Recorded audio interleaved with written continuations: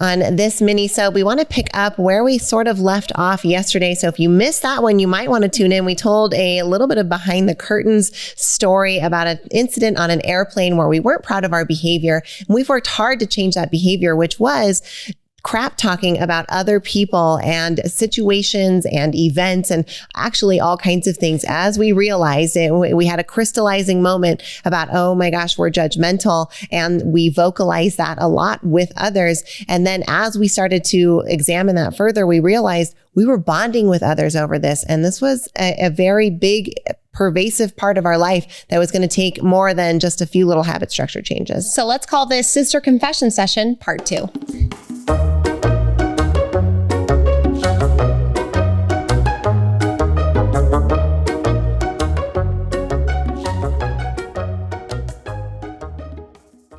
Do you find yourself losing control of your scroll on social media? If you do, then you want to stay tuned to join the Simply Social Club with Kay and I. We've got an awesome challenge for you where you have the opportunity to detox from social media for 48 hours, 7 days, 14, or even 31 days right along Shyla and I. So go to kayandshy.com/simplysocial and find out a little bit more, and hopefully you'll take a pledge alongside us. We'll see you in 2023. See you in the club. You're enjoying this episode on Angel Phoenix Productions Podcast Network. To explore a complete lineup of quality programs and media production services, head on over to angelphoenix.com or like our Facebook page at facebook.com/Angel Phoenix Productions.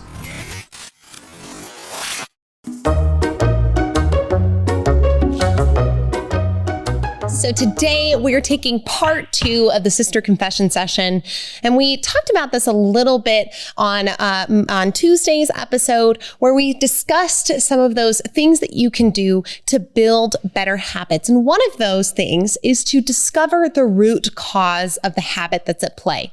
So we looked at this airplane situation. We were so not proud of the behavior that was taking place, but it turns out that behavior was not isolated to the airplane. So where the habit was easy to change in that environment, it was rooted somewhere else.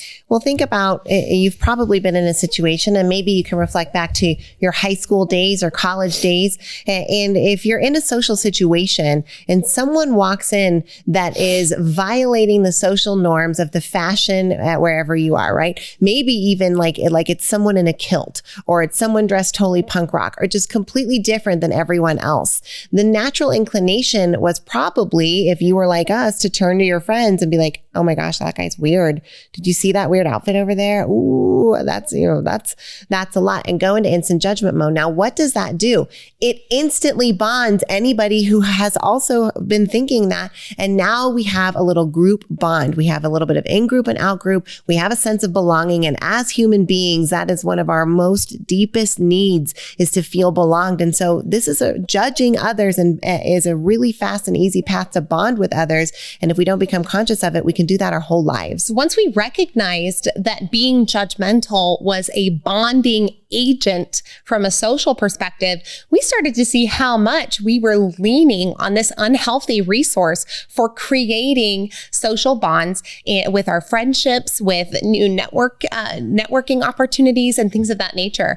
And frankly, once we kind of came onto this, we were like, I started to get so cringe just about the level of crap talking we had done. And then to hear ourselves sometimes go down the judgmental aisle of between the sisters on someone else or a certain situation, and just not feel good after that. So we had this habit that was starting to permeate into and causing real dissonance in between who we thought ourselves to be and who we were acting as.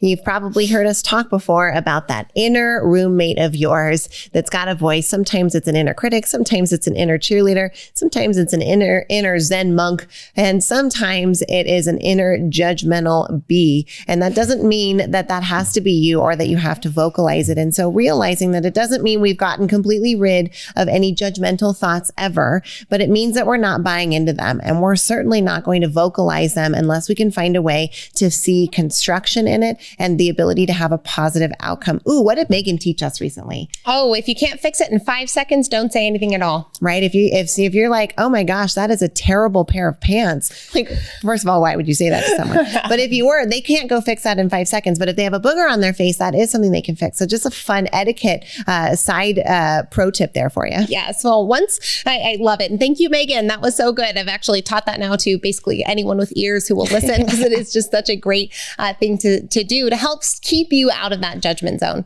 Now, this is not something that we were very conscious of, and I want you to be aware, because again, we thought of ourselves as loving, compassionate people. Awesome. And there are lots of people in our lives when this habit was at play who would tell you that we're loving, compassionate people who are kind and accepting, but we were doing it too much for our own selves. And so we had to make that change. We discovered that the root was the habit of relying on the negative tool of judgment for social connection. Once we uprooted that particular habit, it had a windfall into multiple areas of our life, improving our relationship with each other, creating more positive thinking structures for ourselves, and creating more positive experiences in general, because our emotional state no longer gets hijacked by people surging forward on the plane.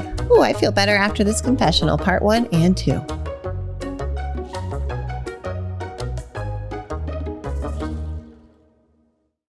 This podcast was a production of Angel Phoenix Productions. Explore more episodes of this show or other great shows on the Angel Phoenix Podcast Network by visiting angelphoenix.com. The views expressed in this show do not necessarily represent those of Angel Phoenix Productions or its advertisers, and may contain language that's unsuitable for younger listeners.